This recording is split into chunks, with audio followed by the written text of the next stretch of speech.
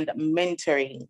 Mrs. Anderson or Miss Anderson holds a Bachelor's of Science degree in psychology from the University of the West Indies and a Master's of Arts degree in counseling psychology from the Caribbean Graduate School of Theology. She's employed as a psychologist with the Ministry of Health and Wellness.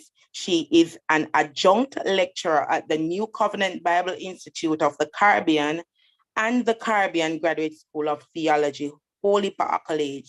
Mrs. Anderson is a Christian who serves in the church in various capacities and credits all her successes to Jesus Christ. She takes great pleasure in empowering others and facilitating their growth and development.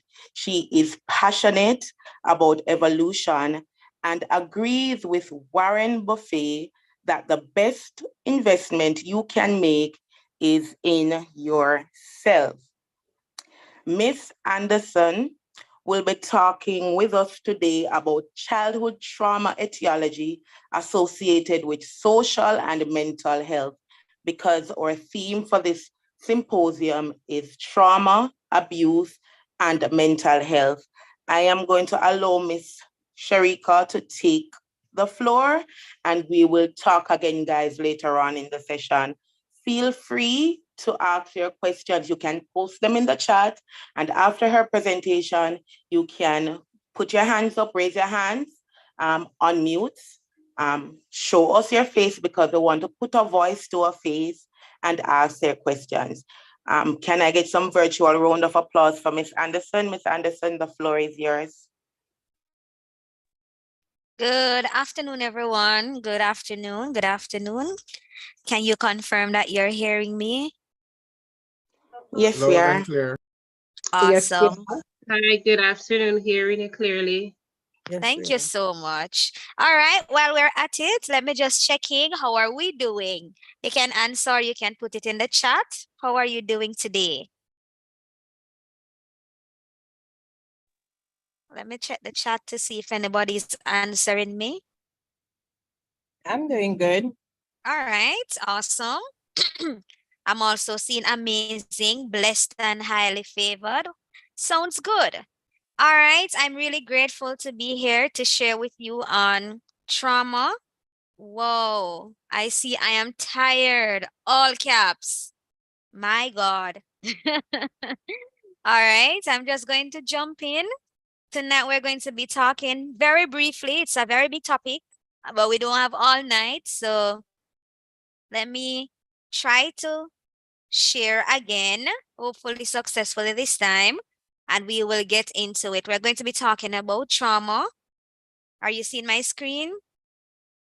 Childhood trauma and mental health. Are you seeing it? Yes. Thank you. All right. When I do change, also confirm. All right. We're good to go.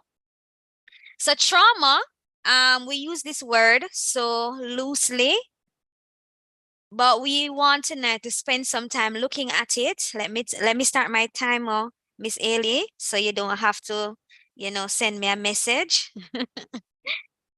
Right. So trauma can sometimes directly cause mental health problems.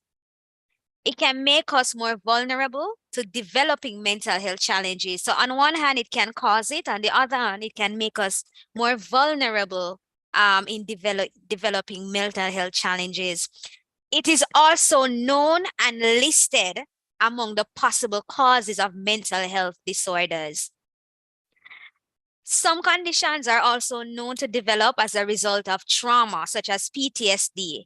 So what I want to establish from the get-go is that as we are in this symposium tonight, talking about trauma, abuse, and mental health, it's very important, especially in this time and season when we're seeing so many things happening in our school, in our schools. We're seeing so many killing in our country. We're seeing so many aggression, so much aggression happening. It's important for us just to take some time out to look on trauma and its implication, right? So let's get the definitions out of the way. We want to start with what is mental health? Mental health is a state that refers to our cognitive, behavioral, and emotional well-being, right? In the simplest form, that's what mental health is. And I know you're seeing the image to the side, which says that our mental health is just as important as our physical health. Now, let me see a show of hand. How many of you, when you're feeling sick, you go to the doctor? Just raise your hand using the reaction. Yes. When you're feeling sick, you go to the doctor. Thank you so much. Now, how many of you, when you're not doing so well emotionally or psychologically, you go see a counselor? Honestly, no. Honestly. Or we just sit down and say, oh, well, this too shall pass. Right? But we want to establish tonight that our mental health is just as important as our physical health, and we need to take the necessary steps to ensure that we are doing well mentally. What is trauma? Now, trauma is defined as exposure to, right? Pay attention to the words that are bold or the ones in red. So it's exposure to actual or threatened death, serious injury, or sexual violence through one, directly experiencing the event, two, witnessing the event. So you were not the person that was victimized, but you witnessed the event. Three, learning that the event happened to a close family friend or family member. Or finally, experiencing repeated and extreme exposure to details of such events. So for those of us who are always listening to persons telling their story and sharing our story, we can also experience trauma as a result of their trauma, right? So this is what trauma is. Now, what I want us to know tonight is that trauma is more common than you think, right? In fact, I would dare say most, if not all of us, have experienced some form of trauma, all of us on the platform, right? So I want to share with you some statistics to help you to see that I'm not making this up, but it's actually real, right? Trauma is more common than we know. Let's talk about in the Caribbean. And this is 2006. So it's very dated. I want us to imagine what this figure would look like today. A 2006 UNICEF report indicated that 55% of Caribbean children experienced physical punishment in past month. And we know that our physical punishment is not barely a slap on the wrist. Especially around this time, you get some healthy lick with all kind of something, with anything that they can find, right? Meeks and Gardner et al. Published a report about violence against children in the Caribbean. And what they found is that Jamaica, Trinidad and Tobago, and Haiti had the highest level of violence against children. And we're still seeing that today. Now, they categorized or they defined violence to mean violence for punishments, violence in addressing conflict, as well as the rise of narco trafficking, poverty, wealth disparity, family instability, and inadequate educational systems. Those are things that they consider to be traumatic, right? So 55% of the Caribbean children actually had experienced trauma. Another study found that 58% of the 1,300 school children that were interviewed had experienced moderate or high levels of three types of violence, right? Exposure to aggression among peers at school. So even if we are doing our very best at home to protect them when they go to school, they can experience trauma that way, right? Also, physical punishment at school because teacher used to beat a man. I don't think that's happening anymore, but teacher used to beat with all kind of rubber belt and rubber strap and all kind of something. And then the third one was exposure to violence in the community. And we know, especially for us in Jamaica, over time, why things just stay away with crime and violence. Almost all of our communities are at risk, right? Now, this other study, you see how much I'm showing you because I want you to not just take my word, but I want you to see that it exists. All right, let's jump to the last one. Descartes et al. Said that multiple maltreatment were common. For girls, they found that physical, emotional, and sexual abuse were common, while for boys, they found that abuse and neglect were common among them. All right, so that is for the Caribbean, which includes us. So by now, I'm hoping that we're thinking, wow, trauma is common in the Caribbean. Now, there's this major trauma study that was done.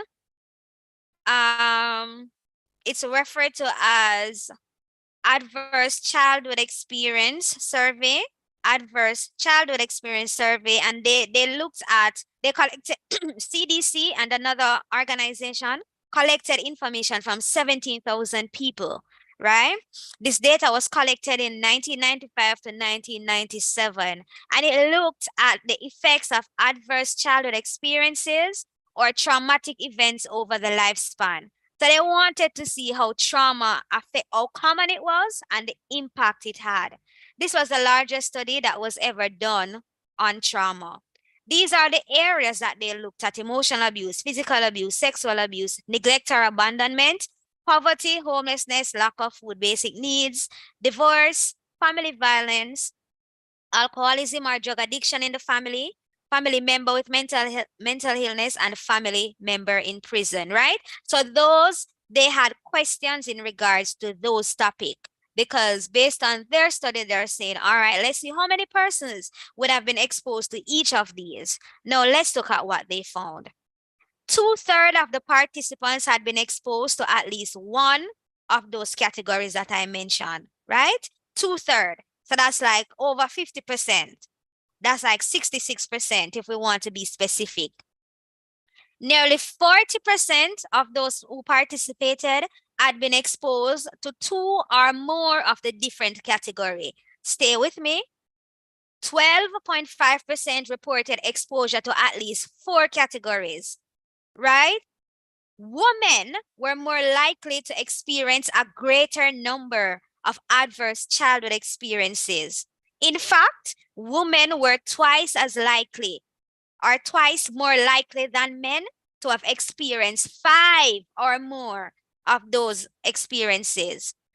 21% of the participants were sexually abused as children. Now, I want you to bear all of this in mind, especially when we are thinking about our current reality. The figures may be higher, but let's just say this is the figure that we're working with. Can you imagine that in a classroom, maybe 66% of the students would have been exposed to trauma? 40% of them would have been exposed to at least 2. And look on the categories again: emotional abuse, physical abuse, sexual abuse. These are things that persons are experiencing every day, right? So I want us to know that as we talk about trauma tonight, it's not something that is far-fetched. It's very common. Now, what they also found is that the higher the score that the participants got, the greater the risk of certain things happening. So for example, the greater the risk of them developing severe and persistent emotional problems. They were also more likely to have challenges developing and maintaining relationship, right? Health risk behaviors, including sexual risk behaviors, such as multiple partner and early initiation of sexual activity, was also associated with those persons who had experienced significant traumatic activities, right? There was also serious social problems. So like homelessness, delinquency, inability to parent, prostitution, risk for intimate partner violence. So when someone experiences trauma, it's not just another activity. You know, sometimes we want to say to them, get over yourself, man, and move on. No, the impact of trauma is real. It can also, they also found that persons who scored high as adult, they had adult diseases and disabilities, right? And also, finally, poor life expectancy or early death experiences. So experiencing trauma, childhood trauma, have significant implication over the lifespan, over our lifespan, right? Now, one of the most important things I want us to remember, if nothing else, is that trauma affects the brain. It affects how the brain functions, right? Now, as you look on this image, it's a picture of the brain, a very simple picture of the brain.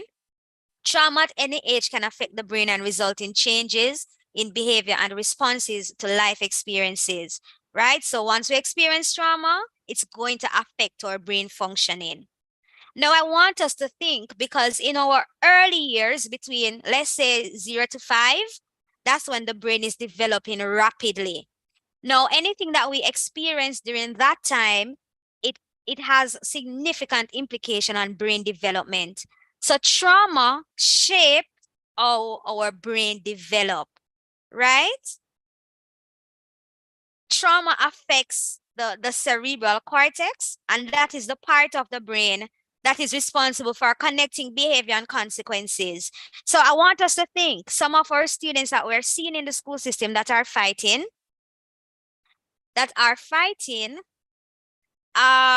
one of the things is that if they have experienced trauma, trauma would have affected the part of the brain that is responsible for them processing and thinking it through to say, okay, if I fight or if I kill this person, I'm going to have to face the consequences, because trauma affects that part of the brain, right?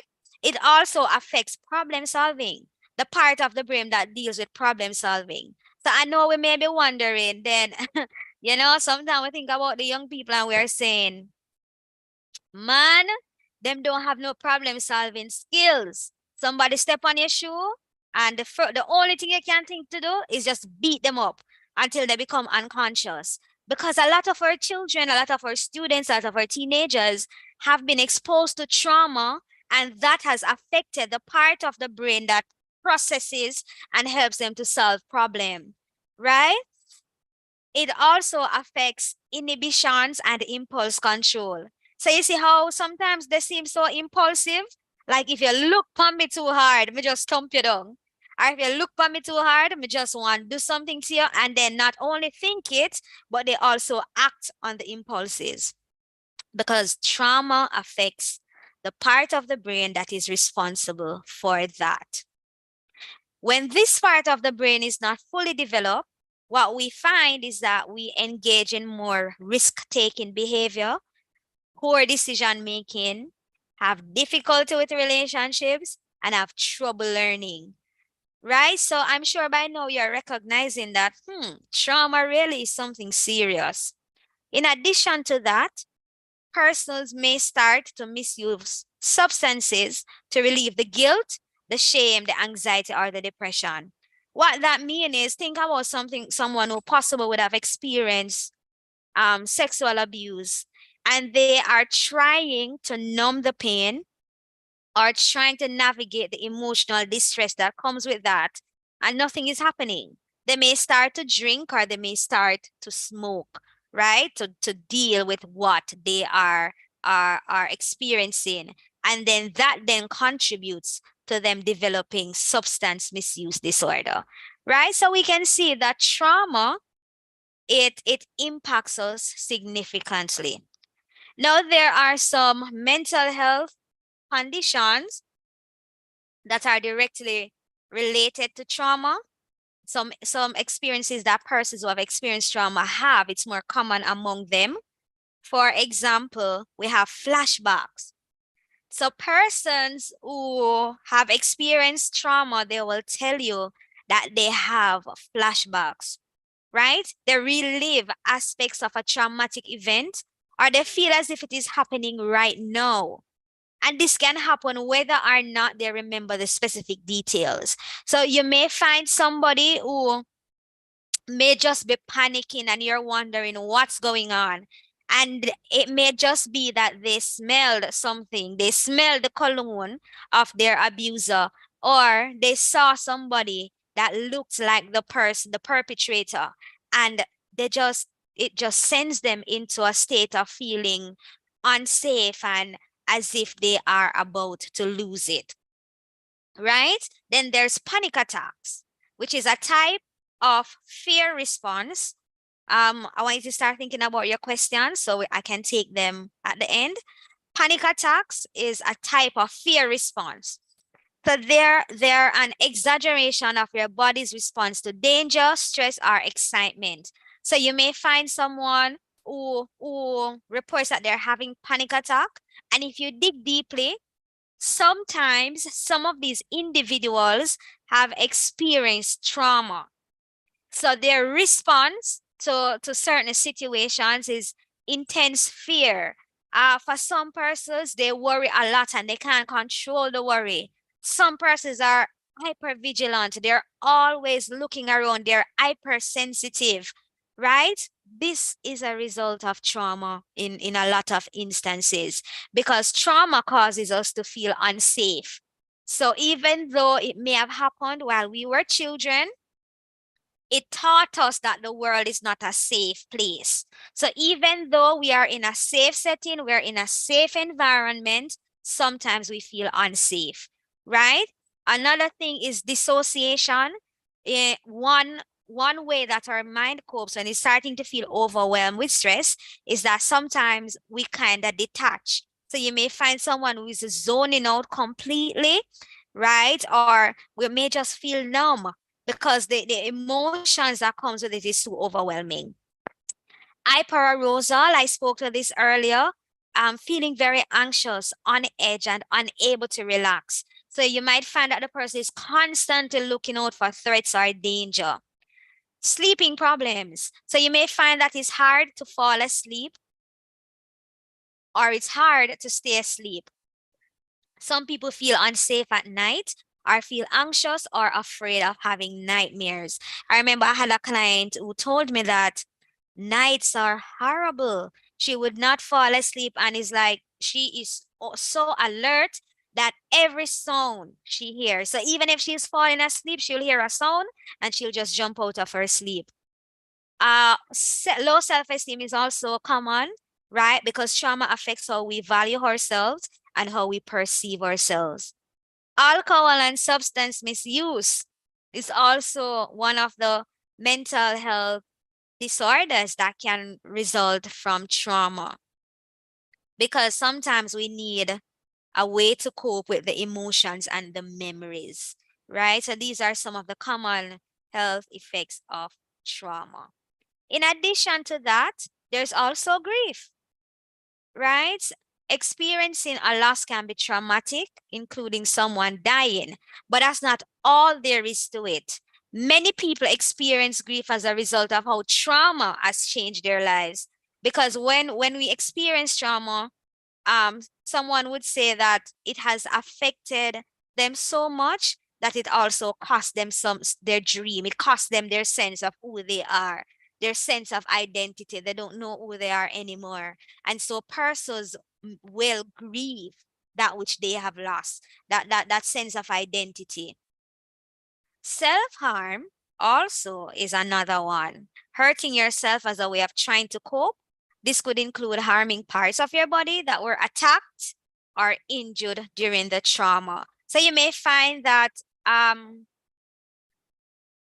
cutting, some persons will cut and you may not notice it because individuals who do, sometimes they wear tall sleeve shirts or they'll cut parts of their body that cannot show. And then suicidal feeling.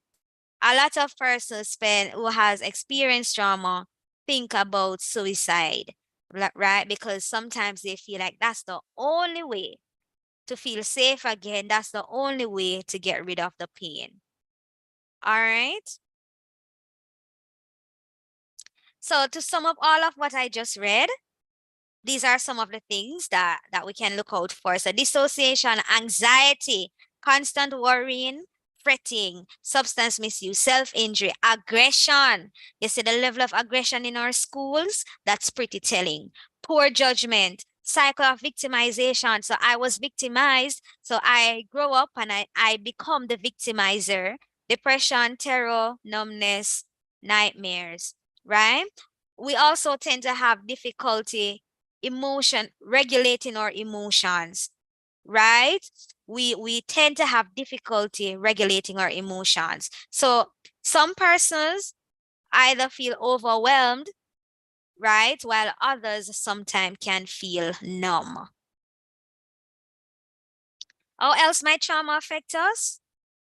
It may affect how we look after ourselves, right? So sometimes this is some persons who are not taking the best care. It could be that they have experienced trauma and they're trying to cope, have difficulty holding down a job, have real trust issues, difficulty maintaining friendships or relationship, difficulty remembering things and making decisions. It can also affect individuals' sex life. It can result in difficulty with coping with change. And just simply enjoying leisure time can be a challenge, right? So we're seeing that trauma is really, really impactful. In terms of treatment, how we treat or how we can treat with trauma, counseling, go get help. Go get help. You've been trying to do it alone, so go get some help now. Cognitive behavioral therapy is usually very helpful. Some persons may need medication, antidepressants, or medication to deal with the anxiety, as well as meditation, because meditation helps us to stay in the present. All right, so just to sum it up for those persons who joined us late, and then I'll take your questions. Trauma is very prevalent across all age groups. It is the combination of the event, how the person experiences it, and the effect that it has on the individual. Trauma has significant impact on the brain. Trauma affects our brain, and then by extension, it affects our behavior. It can impact brain development and changes behavior and responses to life experiences. And of course, it also can result in fight, flight, or freeze responses. All right. I may seem like I'm rushing, but I really want to give you an opportunity to get your question in. We have another presenter and we don't want to go into her time. All right. So thank you so much for listening. Any question? Anything you want clarified? Thank you very much, Ms. Anderson. I see some questions in the chat. One in particular, I have two questions for you, but thank you for really summing up how childhood trauma or trauma in general is really associated with social and mental disorders. I think you did pretty well in, efficiently and effectively expressing these issues. I myself have two questions for you before you go, but let me just run into the chat. I see Charles, Mr. Forrest from New York, big up New York, who is here tonight. Mr. Forrest says that he can't sleep at night. Is he experiencing any of these symptoms of trauma? He's also fretting. Oh, he's asking me to make a diagnosis? Yes, he's asking for a diagnosis. Mr. Charles, I would recommend that you see a mental health practitioner. What we don't want is a person to look at things in isolation. So I don't want you to leave here and say, oh, I can't sleep at night. So that means that I've experienced trauma or the trauma that I experience is affecting me. No, there needs to be a comprehensive analysis to make sure that we check all the boxes before we can say that's what is happening, because different things can cause you to not sleep at night. All right, Mr. Forrest. So go get help. So my Oh, question, okay, madam. All right. all right, so my question is, and I see that someone else in the chat has asked this question.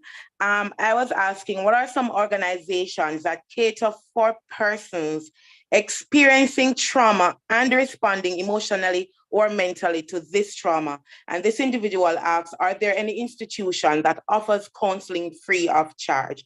Of course, you have the YCEs, but go ahead, Miss Anderson. All right. So Miss Collins, you may have to help me here. I can speak about Kingston, right? The Ministry of Health also has a, what they call it, psychological first aid hotline. When you go on the website, you can register and someone should contact you to get your information and provide further details or assistance. So the Ministry of Health has something on their website. There's also, again, in Kingston, I'm sorry, for the out of town people, there is also different churches, organization that provide counseling, maybe not free, but at a discounted rate, right? So maybe $1,500, which I can tell you that's basically lunch money. Bethel, yeah, that's about the ones that comes close to being free. You have other organizations that provide it at a discounted rate. For example, my organization, I Evolve Global, we do provide counseling, individual counseling, psychotherapy at a very reduced cost because we're trying to help persons to get their mind back, right? And to get the help that they need. But I'm so sorry, I'm unable to speak to Mobe, so Miss Collins will help me out there. All right, so for Montego Bay, of course, the organization that I represent, we have our youth empowerment officers who we do actually provide counseling free of cost if it is something that we find that we can't address. You can text in the group. There's Mr. Green and Miss Samuels, Miss Elsa Samuels, who are actually online tonight from the St. James Youth Innovation Center. We also have stakeholders who we will refer you to. We have the Victim Support Unit. We have Restorative Justice if it has to do with, conflict in the family that's causing these issues. We have the CDA. They offer, especially among children, they offer counseling and quite a few more. But as I said, it's not on the top or off the top of my head right now. So you can definitely post your name, your credentials in the group, well, in the chat, and myself or Mr. Green or Miss Samuels will actually reach out to you. I can, at a later time during the session, send their contacts. You can contact them directly and we can take it up from there. All right, so thank you again, Miss Anderson. I know you expressed that you had to run, you have another engagement. Thank you for taking time out. You have so much to do. You are so many persons in one, and I really appreciate you taking time out of your busy schedule to come here and share with us tonight. Really, I definitely have something nice for you. Opportunity now to just shout out a few persons who have joined us. I saw Miss Johnson from Hart, Kenilworth. I saw Mrs. Walker from Youth Division Head Office. I saw representatives here from Rhodes Hall High School. Hey, Mr. Rowe, big up yourself. Of course, the team here from Region 4, my colleagues, Ms. Samuels, Mr. Green. I saw some persons here from New York. I know it's getting cold. I hope you guys are keeping warm. Big up yourself, Mr. Forrest. And of course, I saw a few other persons I'm affiliated with. I see a few police officers on board. I see a few church members here. Thank you very much for joining. I know, Miss Anderson, before you go, I had one other question. Just quickly answer that. How common is it for youth to admit that they are having mental issues to you in your experience? How common do you find that youth will come and share that, I'm going through this and I feel like I'm depressed or I feel like I'm having a breakdown, etc. Is it common in your field for young persons to actually admit that they're having these experiences? It's not common for anybody to admit it because there's still some amount of stigma attached. But then when we think about youth and children, remember they think that they're invincible and they have everything under control and they can solve all the problems. So it's not very common for them to come and say, I need counseling or I need help. What I found is outside of my practice, because I'm also a youth leader. So once you build that relationship with them, then they will start to open up and tell you what's happening. And you may say, okay, yes, you need to see a counselor. But for them to just walk up and say, I need counseling, is very rare, because when think we have it together as young people and we are invincible and this too will pass and we try to figure it out all on our own, even when we can't. There's another question, Miss Anderson. So Charlotte is asking, Charlotte says that she was once told by someone that all mental health issues, they stem from a childhood trauma.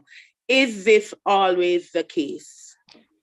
No, I responded to her message in the chat because I'm trying to answer some of the questions because of time, but that's not always the case. I do not agree with that perspective. There are persons who may not have had any experience with trauma growing up for whatever reason, but then life happens.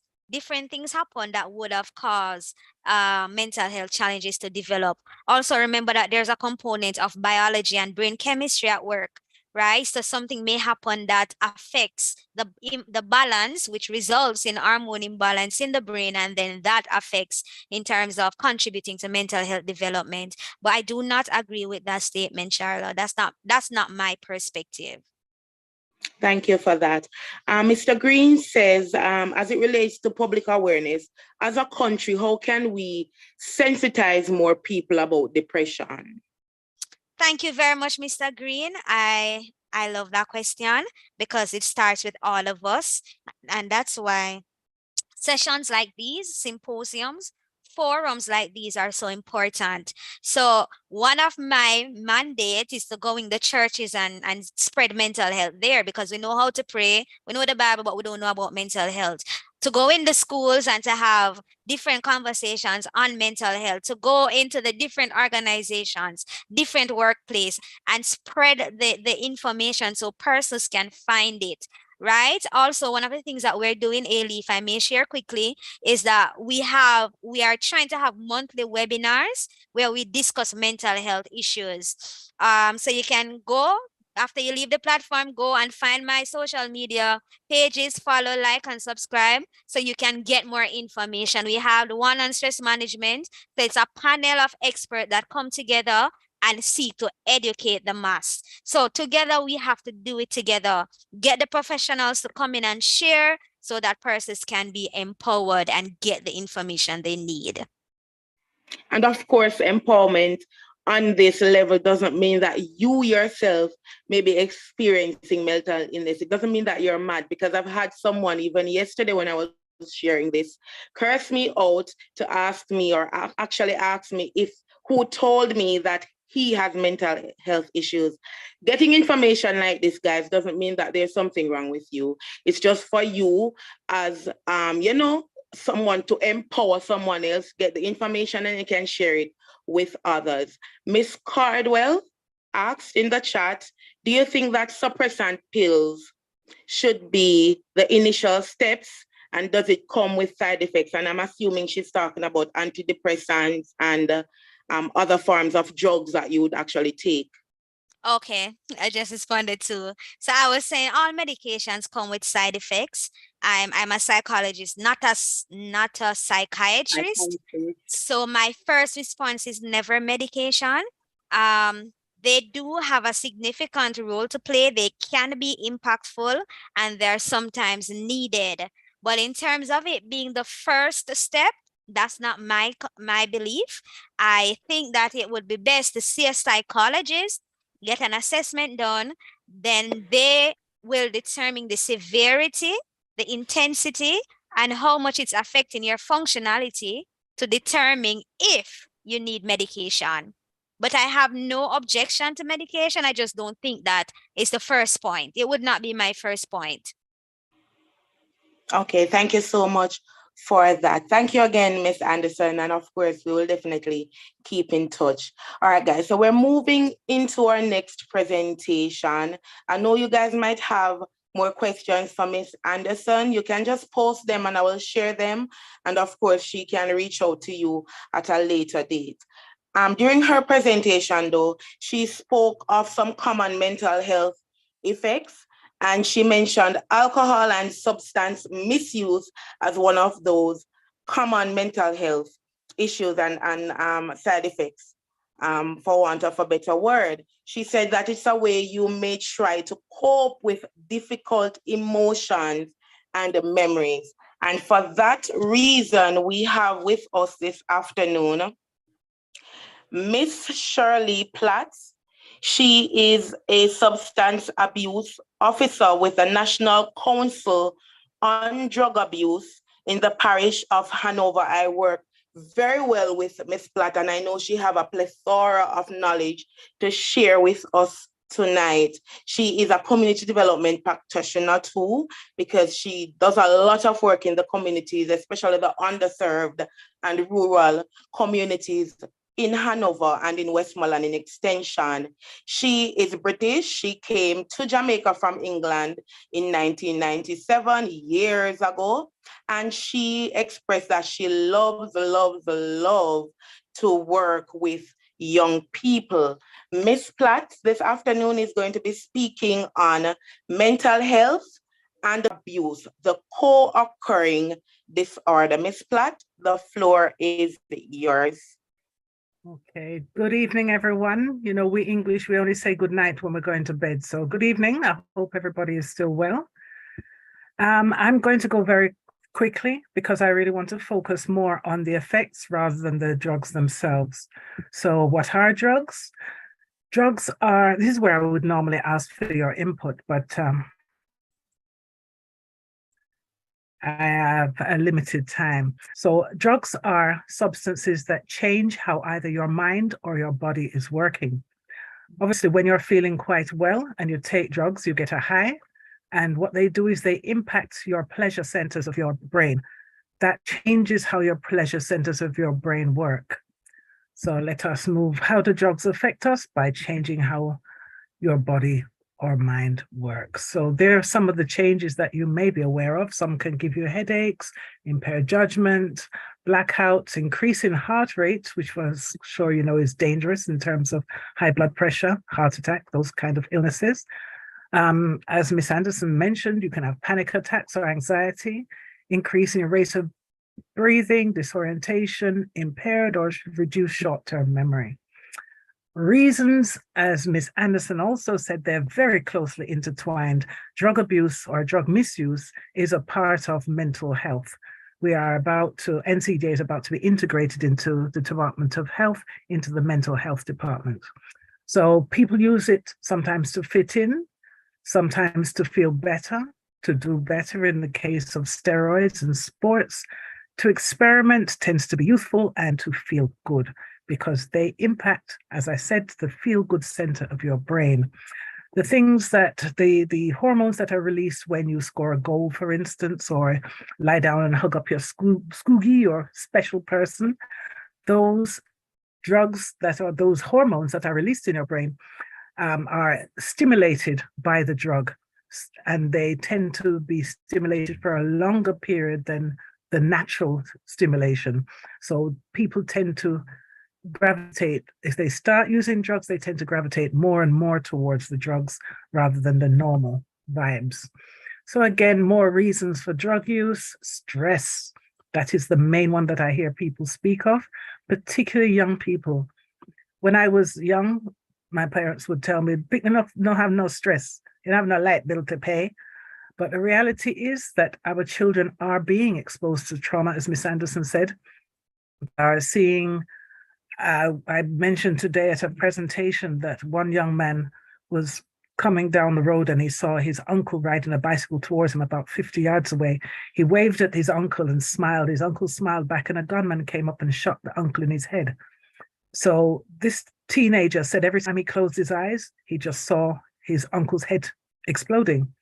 So he couldn't sleep, he couldn't eat, he turned to ganja, he turned to marijuana. And it was really, really, really difficult for him to stop using marijuana, but it impacted his ability to learn, because ganja, the very reason that they take it to make them forget, it's not selective. It cannot make you forget the bad and remember your studies. So that's the main danger for young people. So many early influences, people following example, peer pressure, lack of or negative parental guidance, the availability, inadequate life skills, people do not learn to cope. Quite often we as adults can't cope, so we don't pass on any skills to young people and how to deal with things. They see us come in the evening tired or had a terrible day. I need a drink, I need a smoke. So the young people learn that this is how you cope with your problems, is by smoking or drinking. and of course, boredom. How do we know when people are using drugs? The first thing I notice in young people is they tend to lose interest in their parents and their grades fall. Most things, they could stay up all night or sleep all day. They may become overly active or very lazy. We know the signs for ganja. And here we go, psychologically, depression, feeling sad and lonely. Because remember, these drugs are stimulating the feel-good hormones.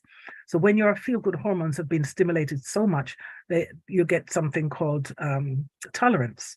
So you need more drug to feel good again. And the more and more you take, the more tolerance builds up. So normal everyday pleasures are not quite as pleasurable anymore. So you tend to use the drug and more and more and more.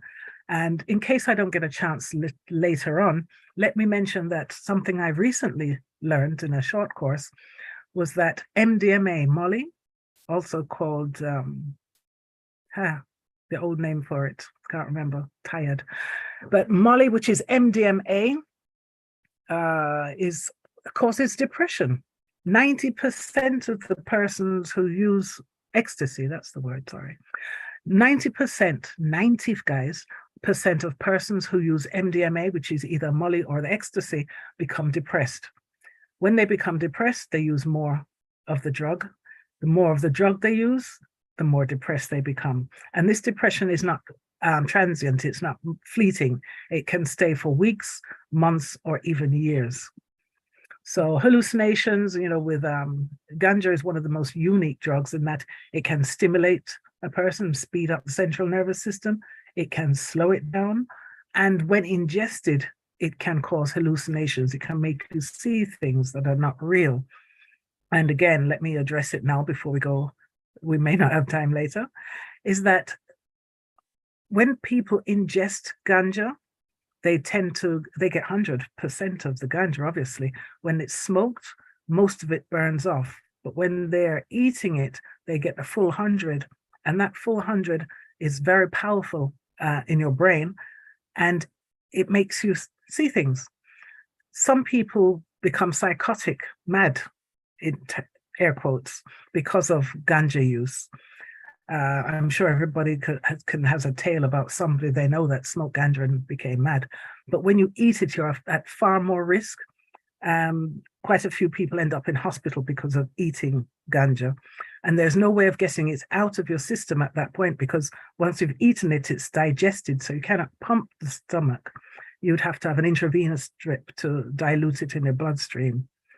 Ganja use is associated with schizophrenia. Long time we've known that, but we don't know which comes first. We don't know if persons who are schizophrenic are self-medicating with the ganja, or if they started using the ganja and that's what made them schizophrenic. It's a catch-22 situation. A lot of persons who began using in high school, right now I'm thinking about one particular client whose parents had chained him to the bed because he was psychotic, he was mad, and the mental health wouldn't come and collect him. So they had him chained to the bed. So with changes in personality, erratic or bursting with happiness one moment and violent anger the next, particularly persons who are holding a meds, they're relaxing, they're enjoying their drug. And in teenagers, maybe mom will say, go make your bed, rake the yard, and they just get off, get mad, angry, mad. Inability to concentrate, again, the drugs just put you into a different world. You cannot concentrate, and it's very, very impactful when you're trying to learn, when you're trying to remember things. So socially, they become secretive or devious, not wanting family or old friends in their room, particularly suppose they used to go to church. They don't want anybody at church to smell the ganja on them, or to see their red eyes, or notice that their behavior has changed. Maybe they're drinking, they're slurring their words. So they avoid persons who may ask them or make them feel guilty. Often they avoid school because they're not understanding what's happening in the class. They could be looking at the board, trying to grasp it, and they just cannot quite get it. Or maybe they feel as if, I got it. I understand it. And they don't study it, which, you know, is repeat, repeat, repeat. So when they go back again next week, they don't remember and they're left behind. So they avoid going to school and they're resentful towards the teacher because the teacher is trying, maybe they're a bright and promising student who suddenly starts using drugs and starts falling back. Teachers trying to push them and they become resentful and aggressive. Poor teacher don't understand what's going on. Disrespect for law and order. Yep, that just goes with the possession of drugs or drug paraphernalia, which is also leads to disrespect for law and order. They may even wear things like the ganja headscarves with all the ganja leaves on it, you know. So this is the progression. They'll start with paper or chocha leaf if they're smoking, tobacco leaf. They may go to vape or cigarette and then vape, then to ganja, crack cocaine, and heroin. In terms of drinking, they may start with energy drinks, which change your vibe. They're not actually the alcohol. People tend to ask me if they're alcohol, but it's not. That's not the drug. The drug is caffeine. Caffeine is a stimulant, so it'll make you feel vibesy, speed up your central nervous system. I could probably do with one right now, forgive me. Mixed drinks, they might mix alcohol with the energy drink. Then they might move on to that well-known vodka drink that has ice in the name. Then they might move on to rum or spirits with juice or soda in it. And then quite often I find that my young people nowadays that I counsel are using the straight Jankro Bottom. It's also a brand name, so I can't call it. So did you know that drugs have classifications? I just mentioned them. We have depressants, stimulants, hallucinogens, and ganja, as I said, which can do all three. So depressants, sometimes called downers, temporarily slow down alertness and energy, are usually come in the form of tablets or capsules. And here we go now with the mental effects. They slow brain function. They slow your pulse and breathing, lower your blood pressure, poor concentration, confusion, impairment of memory, fatigue, irritability, visual disturbances, dilated pupils, disorientation, lack of coordination. So you notice that depression comes in very, very quickly here. Again, the depletion of the feel-good hormones and can cause sexual problems. Erectile dysfunction is very common amongst drug users, particularly alcohol drinkers. The alcohol and smoking actually affects your cardiovascular system, which, as men know, they need a lot of blood to make certain things do what they're supposed to do. And there's a particular valve that regulates the blood flow to that most important organ, and it can be damaged by smoking and drinking. So when a gentleman of not even a certain age, actually nowadays, young people are having the same problems. When the gentleman's organ is not functioning how he'd like to function, he can become depressed, and it can also cause more problems. So you can have cravings, anxiety, and panic when you can't get your drug or when you can't get sufficient of your drug. And examples of commonly abused depressants are alcohol, would you believe? Some people don't believe alcohol is depressant because it makes you vibesy. That's only because it relaxes your frontal cortex that says, don't do that, you shouldn't do that, not in front of people. And it makes you do things that you would not normally do. Young girls who tell me that they go to a party and they feel shy, once they drunk 2 drinks, they can spin upon head up and do all kind of things that they want to do. Xanax and other antidepressant drugs are also depressants. Strangely enough, if you note, antidepressants actually depress. If you watch any foreign adverts, any foreign TV like cable, and you see the adverts, when they come to side effects, they will tell you that antidepressants may make you feel suicidal, which I'm raising my hands. I just don't understand that, but I am told those drugs have their place. All right, so then we move to stimulants. Stimulants sometimes called uppers. They increase alertness and energy. Prescription stimulants come in tablets or capsules, blah, blah, blah. The short-term effects include exhaustion, apathy, and depression, because when I first came to Jamaica, they told me the only cure for sleep is sleep. So when you are trying to keep the energy up, or if I find that it tends to be persons in entertainment that tend to use uppers or stimulants, persons perhaps who are the entertainment at hotels, they have to be vibesy all the time. One performer who was sent to me for cocaine use said, "Miss, I did 18 shows in 12 countries in 3 weeks. How do you think I did that? I couldn't do it without cocaine." So quite often it's used for people to keep going. All right, so after your energy, all of your natural energy is broken down, you're left exhausted, apathetic, you can't bother with anything, you're depressed, and it's a down that follows it up. It is this immediate and lasting exhaustion that quickly leads a stimulant user to want the drug again.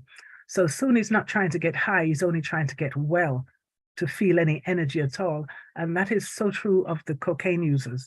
Cocaine users tend to need their drug just to feel normal. So long-term effects can be that stimulants are addictive, highly addictive. Repeated high doses of some stimulants over a short period can lead to feelings of hostility or paranoia.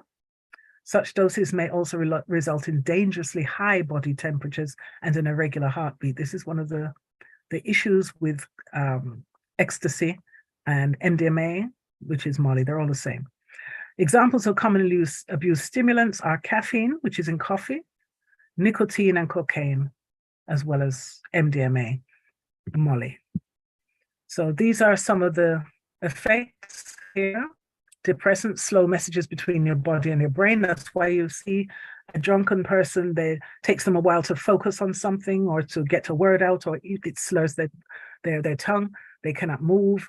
If they're driving and somebody runs out on the road, it takes a while for the message to get through to the brain that somebody in the road, press the brake, you know? Signals from the eyes and other senses reach the brain slowly, heart rate drops, leaving the body with less energizing oxygen, breathing rate decreases, risk of lung infections rises. Messages to muscles are slower, arms and legs can't move well. The body can't sense or respond to danger quickly.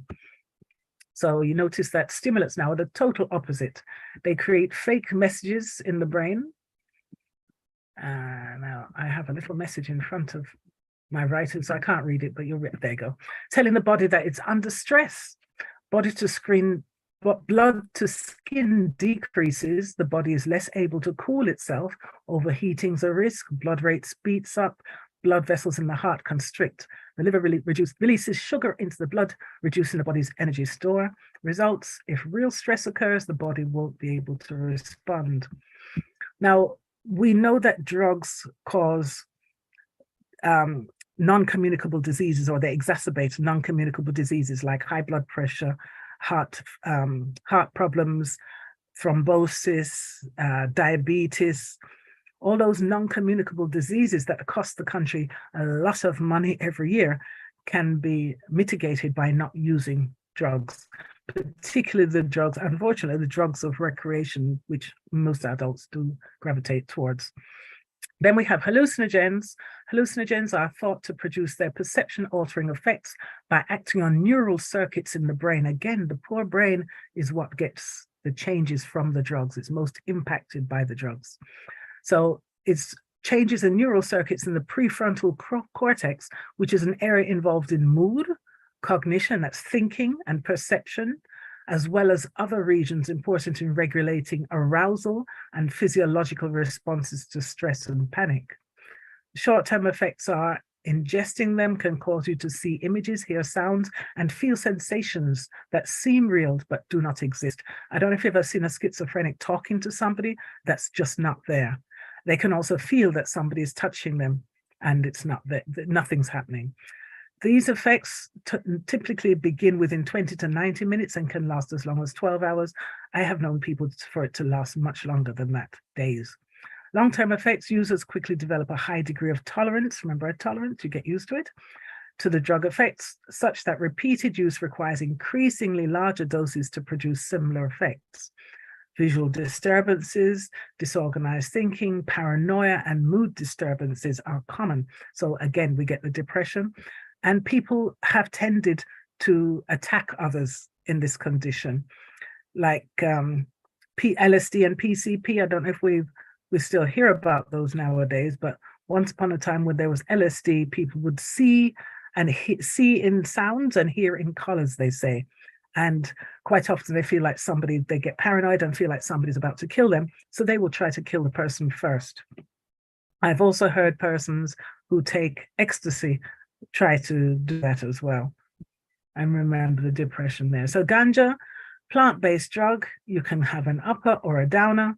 We know it's usually smoked in I don't know where they get nail from. I think it's a North American, but it's usually smoked in a joint or in a chalice. Short-term effects, loss of coordination and distortions in the sense of time, vision and hearing, sleepiness, reddening of the eyes, increased appetite and relaxed muscles, which is one of the main reasons why people try to use it. Long-term effects can cause psychotic symptoms. It can also damage the lungs and the heart, worsen the symptoms of bronchitis and cause coughing and wheezing. It may also reduce the body's ability to fight lung infections and illness. I have to say that in Jamaica, the most abused drug is alcohol. And after that, it's a combination of ganja and tobacco, because smokers tend to blend the two. But there's a lot of depression. There's a lot of depression. If you go into the schools and you talk to the young, well, perhaps not to you, but persons who speak to the young people, a lot of them feel very, very sad. Sadness is the step towards depression. They may not identify it as depression, but a lot of our students, they're not showing it on the outside, what they say, dog a sweat, but long hair hide it. A lot of our young people are very, very, very sad for a variety of reasons. And I don't believe that there is enough mental health support to really address the issue that we have in Jamaica. So as I said, most abused, alcohol, ganja, cigarette, cocaine. Cocaine is not as popular because I think Jamaican people have more sense. They see the cokeheads and they don't want to be like that. So they tend not to gravitate towards it, except, as I said, those who are in entertainment, those who need to be vibesy all the time, or if they have a friend like that who will introduce them to it. And prescription drugs are abused. Yes, they might steal from mommy's cabinet, so lock up your drugs good. Sometimes sedatives and caffeine can all be used to harmful effect, especially the energy drinks. Again, stimulate the feel good. When it's worn out, depression comes in, major depression. I've actually experienced it when I was studying. I drank some caffeine because I had to study for an exam the next day, or cram for an exam the next day. I know you're not supposed to do that, but I did it, but so there you go. And I was incredibly depressed. After the exam, I was really down. So I can testify that it really does deplete your feel-good hormones. Now we have several psychoactive substances have come on stream. In fact, this is old time. Just a year ago is old time. E-cigarettes, which are what people use to vape, synthetic cannabinoids, companies, let's say. Ganja is too easy to grow. Ganja cannot be patented or copyrighted. So if they want to make good money, big money, they have to create synthetic cannabinoids. I'm sure you've all heard about the students who ate ganja sweeties in Ocho Rios Primary School. But I believe those sweeties were laced with synthetic cannabinoids, synthetic ganja, which has been known to kill people. It does cause major bad side effects that we don't get from natural ganja, but synthetic cannabinoids are out there. They are quite often in our edibles, the ones that are imported, as happened to those young people, some of whom had to have drips. Molly, magic mushrooms, which is psilocybin, lean and fentanyl, not fentanyl. Magic mushrooms, the psilocybin, I don't think I'm going to get there because I only have 7 minutes left on my clock, is something that we all know what mushrooms are, but it's a particular type of mushroom. You can't just pick up in any mushroom because you will kill yourself. But the psilocybin mushroom is being tested right now because there's some belief that it can help with post-traumatic stress disorder because it changes how your brain is wired. It can change how your brain is wired permanently. Again, as with most of these drugs of recreation, it can cause depression. as well as some people say they go on a trip and they never look at the world the same again. So in fact, I think I might see if I can get down there. So vaping is the act of inhaling and exhaling vapor from an electronic cigarette. They come in many flavors, which often children will tell me that they want to try all the flavors. I believe that the companies put it out ostensibly to help cigarette smokers reduce their reliance on cigarettes and to reduce the amount of tar, which, the brown stuff at the end of the filter, to reduce the amount of tar that is brought down into the lungs, which causes cancer and all kinds of short of breath. So they say it's safer to get your drug, which is the nicotine. Nicotine is in tobacco, not ganja. People tell me it's in ganja. It's not in ganja. It's in tobacco. It's in tobacco like human beings have blood. So if it's a tobacco, it has nicotine in it. So people get addicted to nicotine. It's really one of the most addictive substances worldwide, but particularly in Jamaica, because we don't have as many, thank God, drugs as they do in America, for instance. And so they take out the most addictive part and put it into this instrument with flavors. Now, I have to wonder who they're targeting, because young people are attracted to the flavors, and when they're sent to me after being caught vaping, but miss, it's just flavor. They don't realize the danger underlying, because you can't taste the nicotine, but they are becoming addicted. And as I said earlier, one of the side effects is depression once the drug wears out your system. You may have seen advertisements for hookah parties. They're up on the walls everywhere.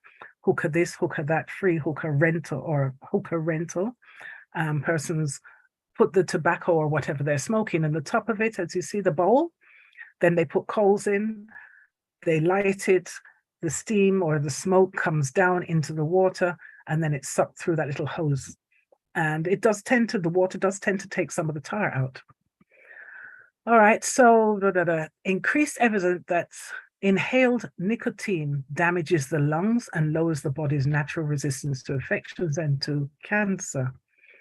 Blah, blah, blah, blah, blah. The most important thing, I think right now we're talking about mental health, is the depression that can be caused by any vaping, but particularly the damage caused by synthetic cannabinoids.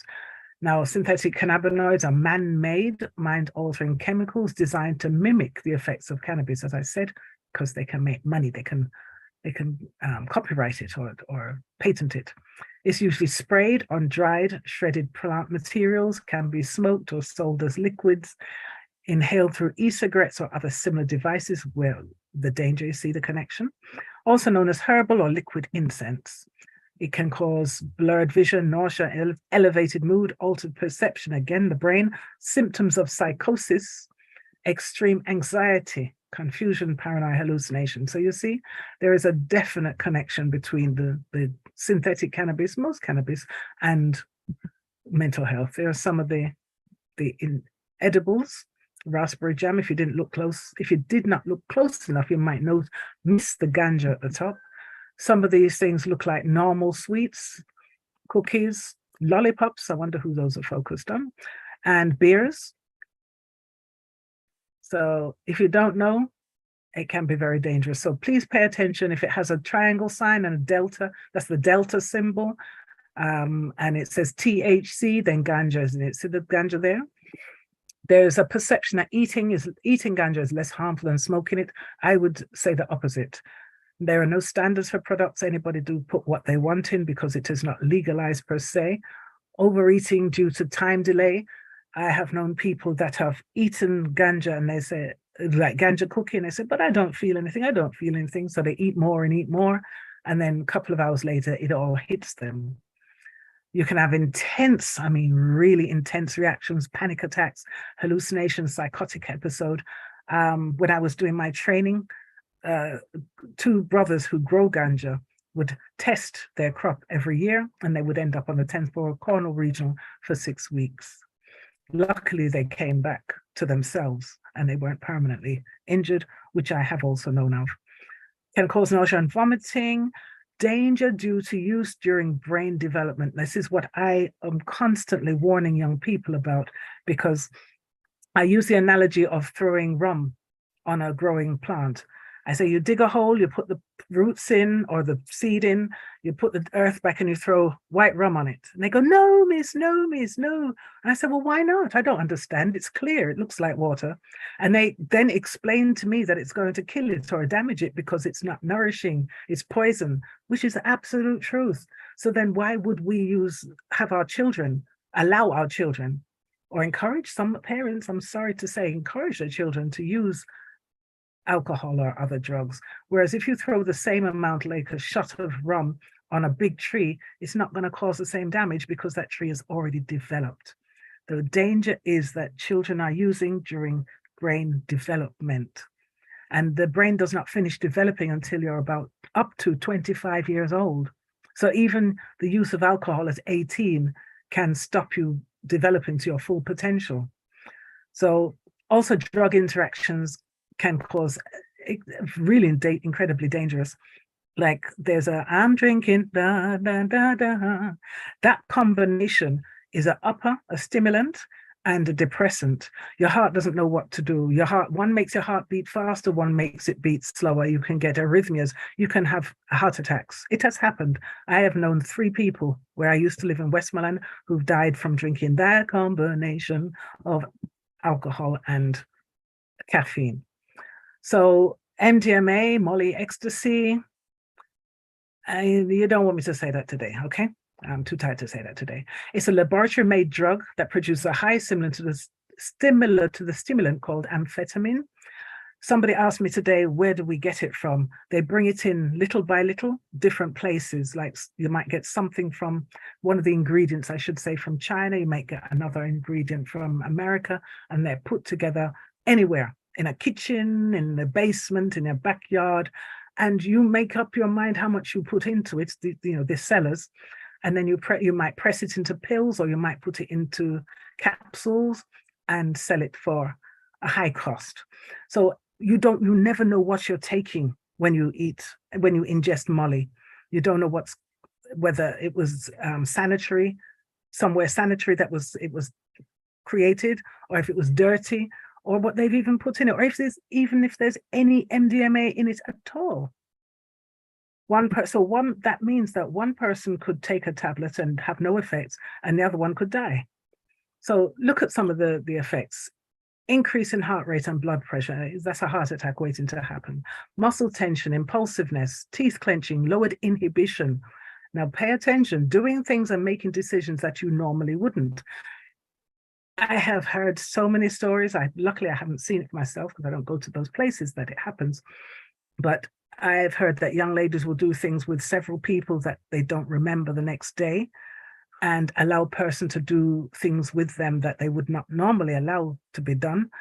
I've heard that men who are sitting around in a group and take the Molly can do things with each other if there's no female around. So it really lowers your inhibition, your thinking in your mind that says, I should not do that, that's wrong, that's not right. It takes it away completely. Persons have been given Molly and told to go out and commit crimes. They do it with no compunction whatsoever. It can leave you nauseous, feeling sick and possible vomiting, blurred vision, chills or sweating. Higher body temperature can lead to serious heart, liver or kidney problems. And of course, increased risk for unprotected sex and other poor decisions because you don't really know what you're doing. There's a video, but another time. Long-term effects, depression. Here we go again. That depression, loss of appetite, trouble sleeping, aggression, less interest in sex. You may be still doing it, but you're not really interested in it. It's not so important to you. And organ damage due to combining with other drugs and alcohol. Researchers are not sure if MDMA causes long-term brain changes or if such effects are reversible when someone stops using a drug. Now, isn't that scary? However, studies have shown that some heavy MDMA users experience problems that are long-lasting, including confusion, depression, and problems with memory and attention. Now, I think my time is, if it's not up yet, it's soon up. We're not going to talk about fentanyl, but I just really wanted to give you a quick look at magic mushrooms, psilocybin, magic mushrooms. They have many names, but All those are really American names. So psilocybin or magic mushrooms are naturally occurring and are consumed for their hallucinogenic effects. They belong to a group of drugs known as psychedelics, which trigger changes in perception, mood, and thought. The key ingredient is psilocybin. That's another one that we're not going to try tonight. When psilocybin is taken, it's converted in the body to psilocin, which is the chemical with the psychoactive properties. So ganja has THC, magic mushrooms have psilocin. It's a Schedule 1 substance, meaning that the Drug Enforcement Administration believes it has a high potential for abuse and deserves no legitimate medicinal purpose. Now, in Jamaica, there are no regulations that I know of on it. It's not really recognized enough. Although medical bodies do not consider psilocybin addictive, users may experience disturbing hallucinations, anxiety, and panic after taking the drug. The ritual use of psilocybin for mystical or spiritual purposes dates back to pre-Columbian Mesoamerican societies and continues to this day. Quite often foreigners will come, it's sold in the grill. They come and they go to the tea shop and they all drink a psilocybin tea and have visions. It's often used recreationally at dance clubs or by people seeking a transcendental, they go above and outside of their bodies, spiritual experience. Doctors have tested psilocybin, this is where I really wanted to get to, for treating cluster headaches, depression, end-stage cancer, anxiety, and other forms of anxiety. Some persons question, more research is being done. One of my colleagues went to a retreat, a psilocybin retreat, and he was very impressed with the effects of it. He said it can produce feelings of euphoria and sensory distortion that are common to hallucinogens. Their studies has been done, and okay, it tells you what they look like. Don't try it, please. Okay, no, that's another video we don't have time for. Altered perception of time, intense changes. There was something about, right, if the user has a mental health condition or feels anxious about using, they face a higher risk of having a bad experience. So basically, it depends on what is already inside you, your mental state initially when you take the drug. Psychological distress is the adverse event most often reported after recreational use. So this distress can take the form of extreme anxiety or short-term psychosis. That means that you're mad out for a period of time. It doesn't always cause visual or auditory. It distorts how some people that use the drug perceive objects and people. So imagine you think that somebody's coming to kill you or to hurt you. The effects usually occur within 30 minutes and last up to 6 hours. However, changes and thought in perception and thought patterns can last for several days. Can you imagine if you even take that Friday night and you have to go back to work on Monday morning and the thing is still affecting your thought patterns? This can be incredibly dangerous. The quantity of the drug a person consumes, their past experiences, and their expectations of how the experience will take shape can all impact the effects. So you see, a lot of it depends on how you're actually thinking. As I said, it was brewed as a tea. Some people put it in food. It's crushed, sometimes smoked. Sometimes they're covered in chocolate. That might catch me, actually. If you're covered in chocolate, I'd be tempted. Use of any drug always carries some risk. Remember, there's always side effects. So it's important to be careful when taking any type of drugs. And their potency can depend on so many things. It can depend on where the size, weight, and health of yourself, the size of the mushroom itself, and where there it goes, species, origin, growing conditions, when it was harvested, whether you eat it fresh or dried. And the amount of psilocybin in dried mushrooms is about 10 times higher than that found in their fresh counterparts.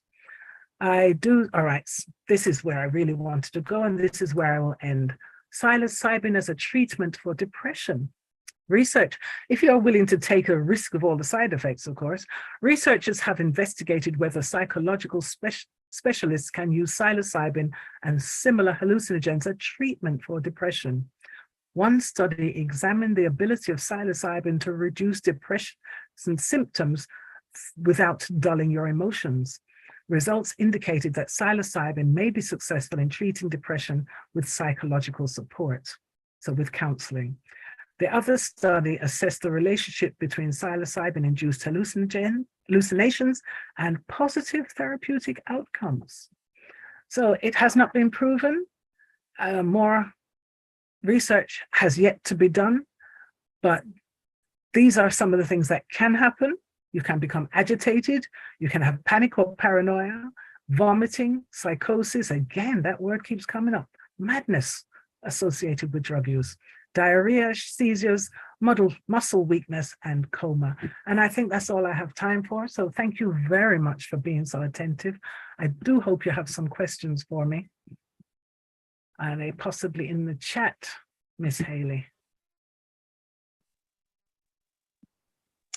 Thank you so much, Miss Platt. I know you are tired. When we spoke earlier, you said you had a session somewhere in Hanover. So I know you are extremely tired. I can see it in your face. Usually you're much, much, much, much vibrant. And I know you have a wealth of information for us. So definitely another time you will catch us up with some more information on how our mental health is impacted negatively by substance misuse. Now, Ms. Platt, to sum up what you have said, I have two questions for you. You have answered actually one of my questions, but just to sum up what you have to say, that the drugs with the emotional challenges that we have essentially contributes to these challenges. I'm sorry, I didn't catch the question. There was a question in there. I thought it was a statement.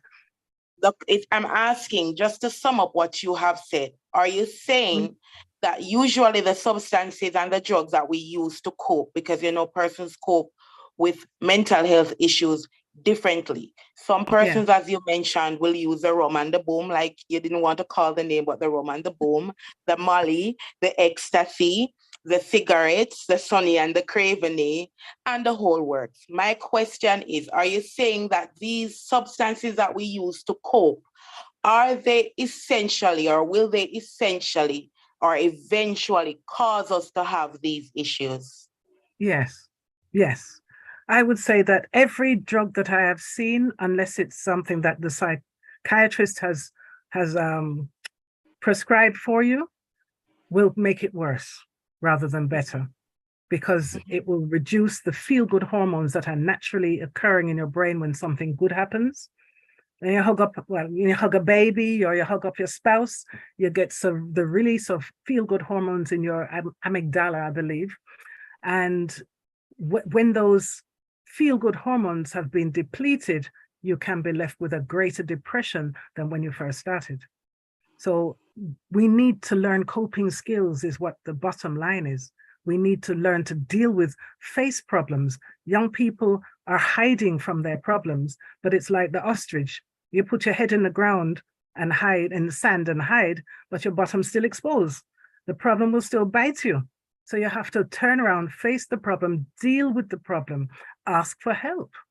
But we're so proud and so independent nowadays that we don't ask for help. But that is the bottom line, is to seek help, cope with your problems, learn to cope, do things like exercise, swimming, walking even, go out and dance. A wonderful cure for depression is to go out with your friends and dance, drink water, drink soda. But don't rely on drugs, because they just make things worse in the long run.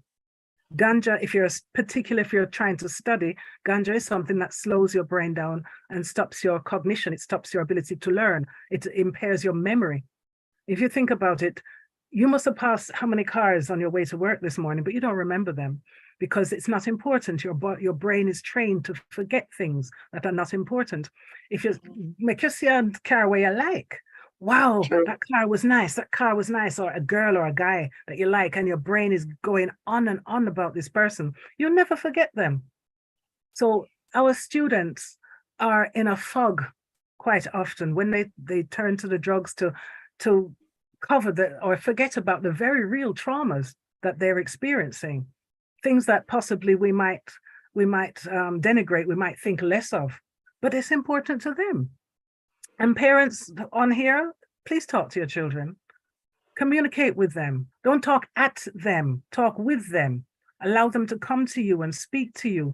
And that, I believe, is a great way to improve the mental health of our young people, is they need somebody to talk to.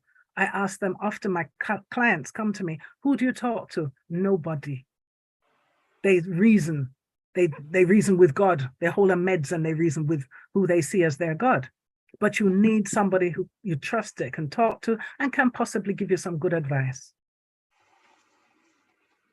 Thank you for that. You spoke to basically schizophrenia and ganja use, and you mentioned the analogy. I think it's an analogy aligned with the what came first, the egg or the chicken.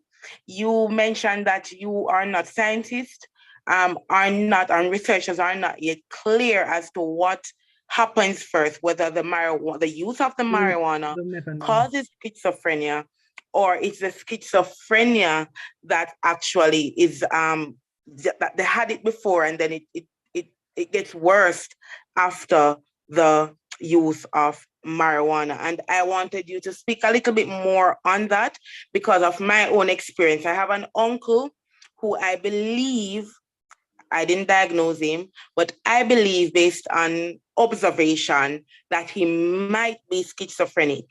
And then the story growing up that I heard is that he smoked a marijuana spliff. He smoked a joint that had lizard tail in it. Now, that sounds a little myth-ish to me. So I wanted you to speak on it since you mentioned it. Could it possibly be that he was schizophrenic and then the smoking, the consistent smoking of marijuana turned him psychotic or made him mad? Or could it be that maybe he smoked marijuana and then became schizophrenic? Okay. They have been looking into it for many years. And as far as I know, I see Miss Nurse Callum on here. She may be able to tell you, but as far as I know, they cannot figure out, they never will be able to figure out which came first. Just like they can't figure out which come first, the chicken or the egg. They cannot tell which one came first. But a lot of people who are hearing voices or they don't feel quite right will self-medicate with the ganja. But then remember that ganja is a hallucinogenic as well. So they could smoke too much ganja and start seeing things and never come back to their normal state. It does tend to be genetic. It does tend to run in families. If you have a family member who is schizophrenic, then you are more likely to become schizophrenic yourself. And I would recommend that anybody who has a schizophrenic in their family don't smoke, because it can trigger it. I have seen some terrible situations. I don't even want to call any of them because you might recognize the people, but I have known persons that had to be shot, basically. They're trying to kill a member of the family, and another family comes in and literally can't get them off them and had to shoot them to get them off. So ganja is not as simple as it seems. Ganja is not as simple as it seems. It can induce psychosis. When you talk about the lizard tail, when I first came to Jamaica and I heard about this lizard tail, I had no idea what it was. And I know that in some cultures, they actually eat lizards. So I'm wondering how this lizard tail can affect somebody. And the research I have done tells me that lizard tail is a type of herb. It's not the tail of a lizard. It's a herb called lizard tail, which can cause psychosis when ingested, or smoked, inhaled. So I have never in my 18 years in NCDA come across somebody who can literally show me lizard tail. I've been to ganja festivals, been to the ganja homes, I've spoken to many, many, many people.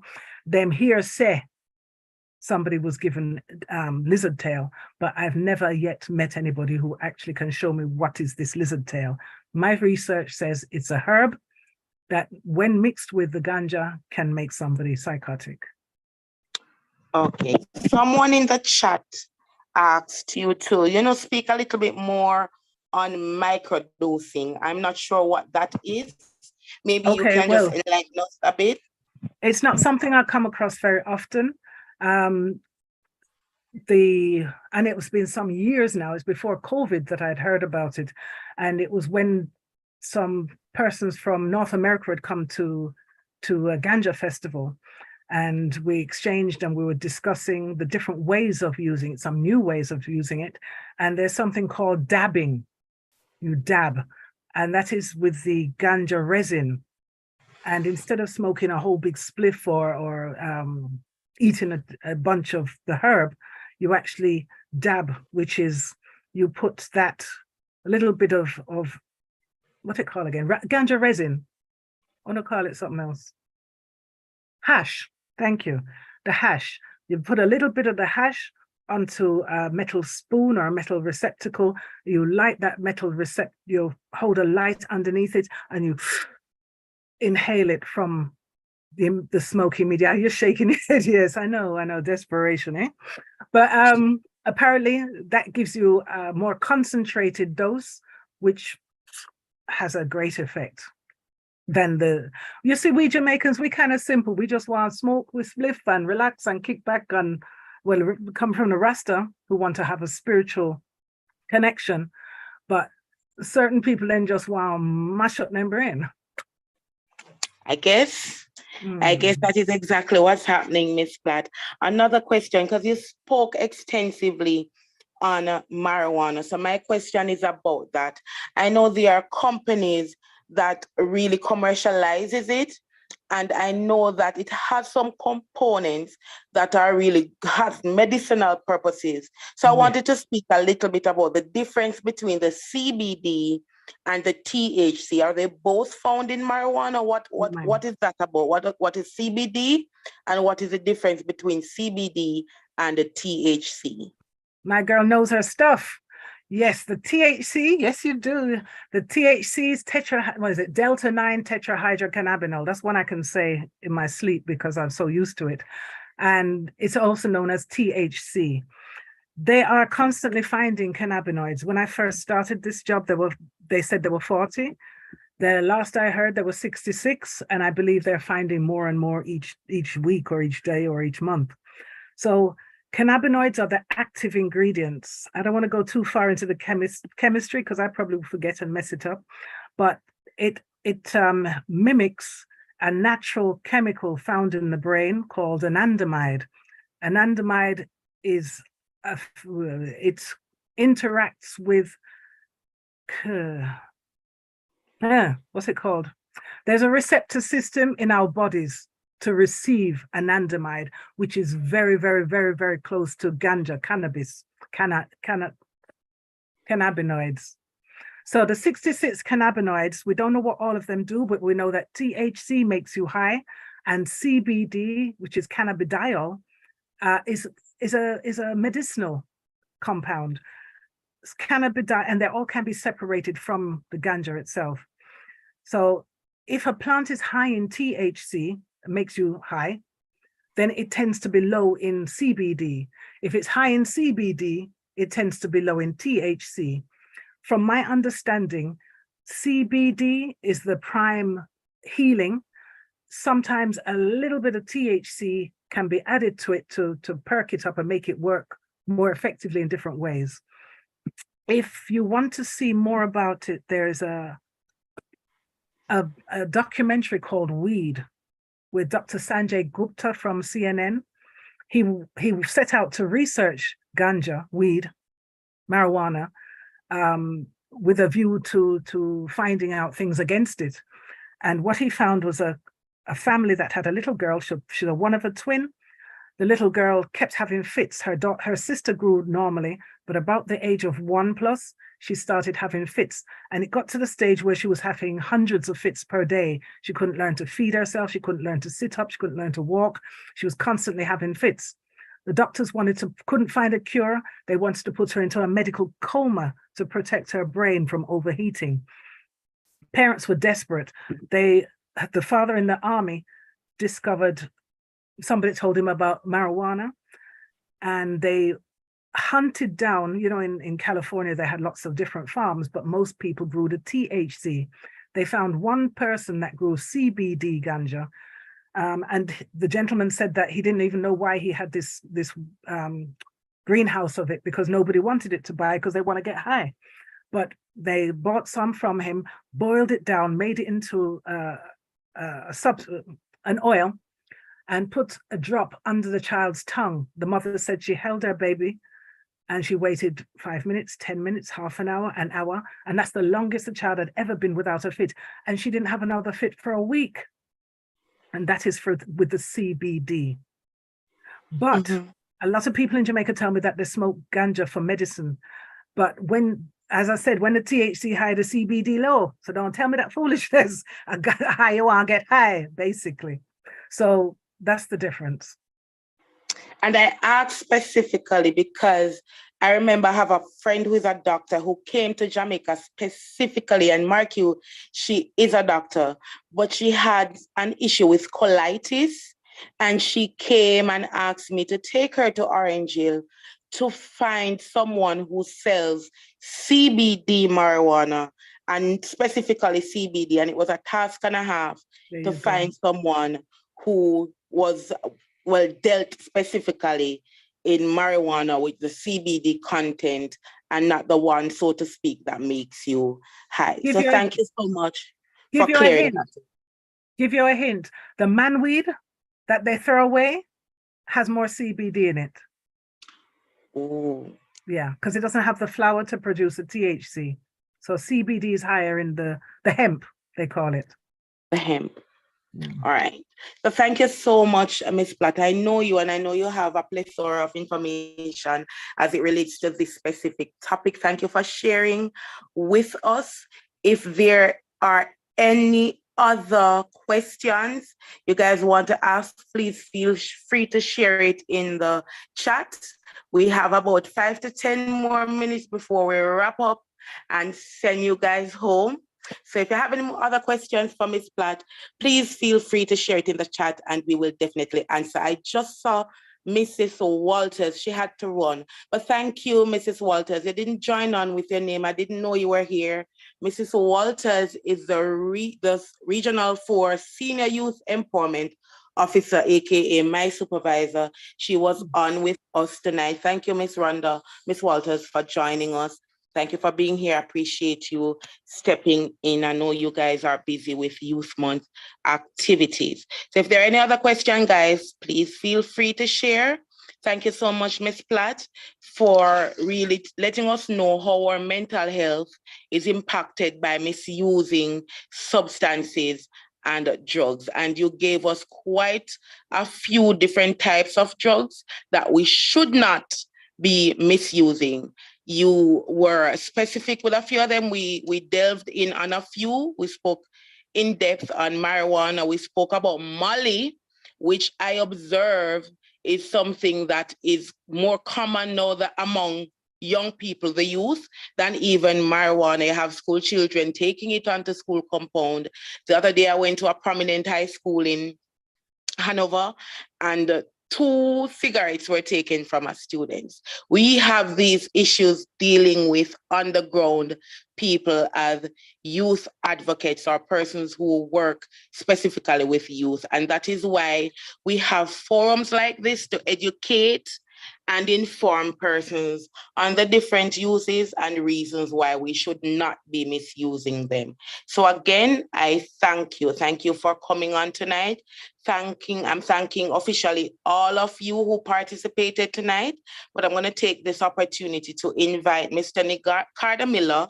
He is going to do our official vote of thanks, and he's going to use a few minutes to tell you about his ministry and, of course, how you can be a part of it. Thank you, Mr. Miller. I am using his platform. It comes with a cost, but, you know, I'm pretty, so he allowed me to use it for free.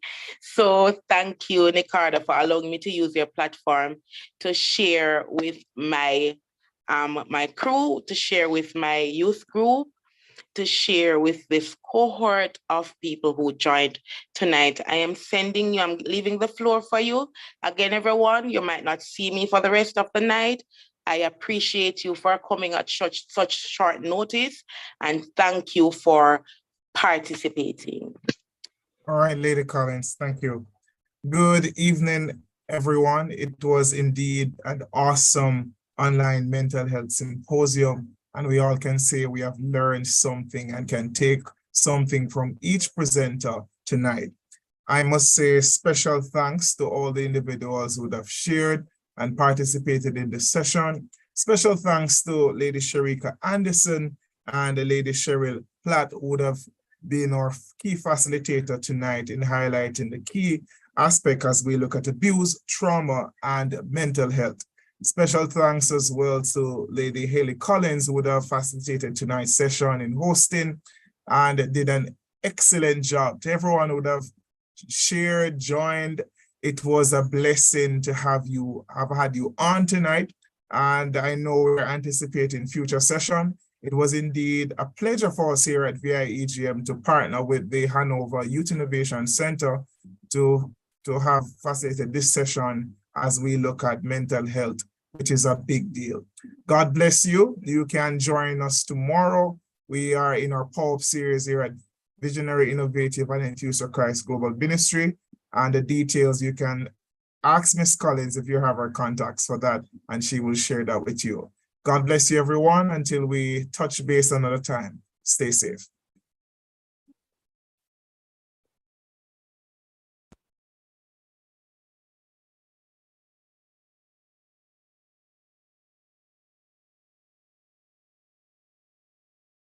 Whoa, adaptive.